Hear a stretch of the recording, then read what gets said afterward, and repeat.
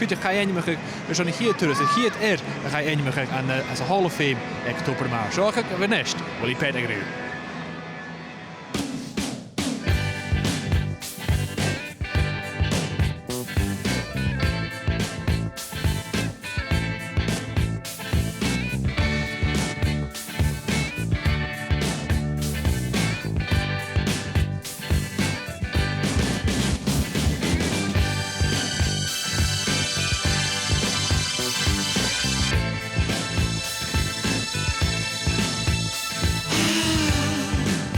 Go back to the start. Did you come from a football household? My brother was a decent player, but he ended up working in Ravenscraig, things like that. So he was a decent player. He was as fast as I was fast, you know. But football is it's not a funny game, but one door opens, another one shuts, and your career is determined by being in the right place at the right time. And I was fortunate as a natural goal scorer. I was 99% of the time in the right place. Football's as an apprenticeship. So I'd played schoolboy and amateur, professional with Hibs, and the rest form set up, back to amateur, to junior, which at that time it really toughened you up. You had to be quick or lose it, and then to Fir Park. Bobby Hewitt came in, he was the manager at the time, and took me in. Played reserves and scored a lot of goals in the reserves. I don't have a total, but it was noticed because Bobby Hewitt left and Ian St John came in. Ian St John, great guy, a lot of time for Ian because he helped me in my career, he coached me and he had belief in my ability. Not as much as me, but he had belief in my ability. I remember finishing training one night and a lad called Willie Leishman stayed 2 doors up. And he got offered full-time terms. And I thought, if they're offering full-time terms, why isn't he offering me? I went up the next day, chapped his door and said, Ian, I didn't say Ian, but boss, can I go full-time? He offered it to Willie Leishman. He said, if you want it, aye, fine. So he said, come back up tomorrow and we'll sort the contract out. Back down the road, sitting on my dinner and television's on. Ian St John was appointed manager at Portsmouth. And I thought, oh God, what's happening? So back up the next day and obviously TV cameras and they're interviewing Ian. And I said, can I work? He said, you come into the office. He says, there's your contract, just sign it, that's it. Done deal. He kept his word. Kept his word. It's, the next step was starting in the full time. Could you ever have imagined you'd have such a prolific career at Motherwell? You scored so many goals for them. The good thing at Motherwell was that I was home based. I was born and bred in Motherwell. Really, they've got a bit in my heart, and to score goals there was great because you go to the weekend or another New Year. They treated me so well, and scoring goals was good, but Bobby Graham had a big part in that. But he scored goals as well, so it was a mix and a match. And when we split up, I still scored goals. But no, a lot of time for the players, because I say Vic Davis and Peter Mariello, Willie McVie, the people like that. Before you left Motherwell, you look back at that time with that team. You know, a lot of people say it was maybe one of the greatest teams to never win any silverware. Is there a little bit of regret there? That's the biggest regret. I mean, I was at the 91 final. My son and my wife Audrey and Craig were at the game as well, and it was great atmosphere. And that's my biggest regret. It does hurt. It hurt at the time. It still hurts now, but that's football, you know. Because I wasn't in football. I made a living out of football, but I was in football at that time. I wanted to win something, and that's why one of the reasons I moved to Tannadice to Dundee United, because I thought I could win something there, and I did. Yeah, I did. Just before we go into Dundee United, you know, you did achieve things at Motherwell personally. You got 5 Scotland caps. That's right. How did that feel? Because at that time, Scotland are strong side. Kenny Dalglish and Joe Jordan, Andy Gray, Joe Harper was still there in the sideline. So for me to get 5 caps at that time was tremendous. That was the second thing that I really wanted to do. I wanted to play for Motherwell and I wanted to get cap for Scotland.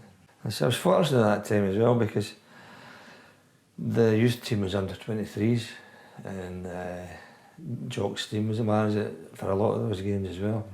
And what an amazing person to be able to say that Jock Stein managed me because and I see the other side of it was Watty Smith. He stayed along the road for me and he stayed in Broughty Ferry, so friendly with Watler as well. And both of them helped my career as well. Yeah. So I'm just proud that I was with teams that helped me because you can't score goals yourself, you can't play yourself. And I was lucky when I was at Tannadice, like Paul Sturrock, Davy Dodds, Ralph Milne who's passed away, Frank Capel, another one that passed away. George Fleming was a big influence in my career at Dundee United because he never shut up during the game. He kept talking and nipping away at you, which was good. That's the side that the fans don't see. The wee bit of chatter in the park where they're helping you or picking you up. I go to the games for part. The last time I was Tannadice was a couple of years ago. And it was a good episode. They invited me up and they were playing Motherwell and they got me in the park at half time. It was something else, a reception from both. Yeah. Both. Yeah, they've been incredible. It was really, really heartfelt, you know, because Motherwell fans have always been good to me. And so have the United fans as well. And Hearts as well. Myself and Derek Addison, we moved into Tynecastle. They were in the first division at the time. Tough league. Motherwell was in the league at the time. And we played them a couple of times. And I can't remember if it was early in the season or maybe later on. And Hearts have got a great support. Even then, we used to go pre-season down to Newcastle, round about that area. And there was always maybe 2,000-3,000 at the games. And you just didn't want to let them down because it was a fantastic, even now it's a fantastic support. And I enjoyed it there. I mean, as I say, at the time, that season I turned up, the next season they had Gary Mackay, Dave Bowman, who's at United now, and wee John Robertson. And that was a big inning for them. When you're playing with these young players coming through, at that point in your career, you're an experienced player. You've capped for Scotland. You've won trophies. Day to day at training, are they learning from you? Would you say you were a kind of player that you passed on? You don't go out your way. You don't physically go and say, but when you're playing if they're in the same position, then you're giving them wee tidbits and you're helping them on.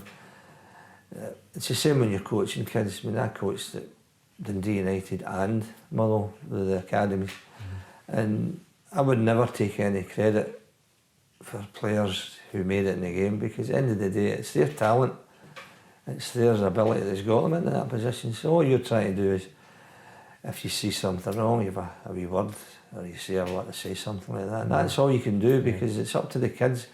You can tell them what you like, you can show them what to do, but if they don't want to do it, they'll not do it. Do you think, just touching on kind of the future and kids trying to get into football, when kids say these days, I want to be a footballer, do you think it's the same as when you started going, I want to be a footballer? Do you think it's for the same reasons? I don't think so. I think now the amount of money in the game is definitely affects it because kids now, they're all celebrities and everything they think is so easy. But when I played, I had to go back. I went back a couple of times in a week. I remember at Tannadice and I was struggling a wee bit. And I said to Watty Smith, who was the assistant at the time, I said, why can I come back in the afternoon and do a wee session? I said, I usually did it Tuesday and Thursday. Luggy come back as well. Paul Sturrock, nicknamed Luggy, he used to come back as well. I mean, working and crossing and finishing and things like that.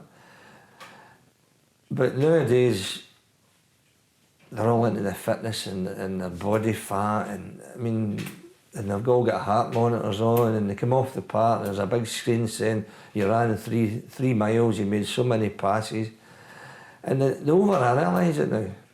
You know, when I played, I never looked to the bench to say, should I do this or should I do that?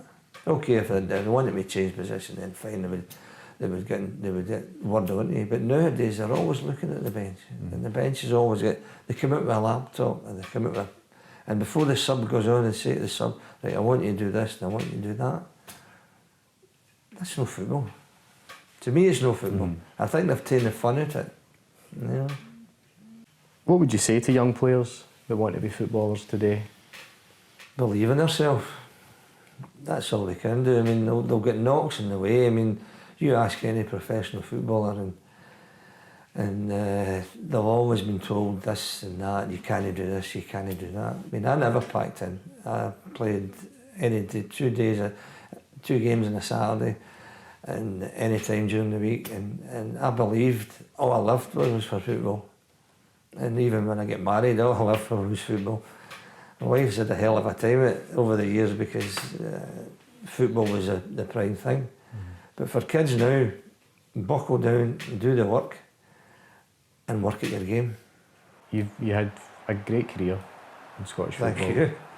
And, you know, and not a great achievement in itself is when you get recognised down the line by fans, you know, because fans remember you. Yeah. You leave those lasting impacts, and that was most recently recognised with Motherwell. You know, how does that feel to be in another Hall of Fame? I could hardly speak. I was there on Saturday, and James McFadden was there, and Ali Maxwell, the other Phil O'Donnell was on it as well, and George Stevenson was the other one. And he used to, I think, at 30 or something like that. But they were recognised, and to me, we get recognised for that. Because I didn't win anything with Motherwell. And for me, that's a sad point. I still regret it. We had chances, didn't take them. But they say, for the fans to vote me in, it's a tremendous thing because they recognise what you did for the club. And I say, I still go at the games. I'm still at the games on a Saturday. And I still support them. And it was, as I say, I was pretty humbled because there's other people probably could have got it before me. As simple as that. There's so many. Everybody loves somebody else. I was just lucky that enough of them loved me that I could get a Hall of Fame.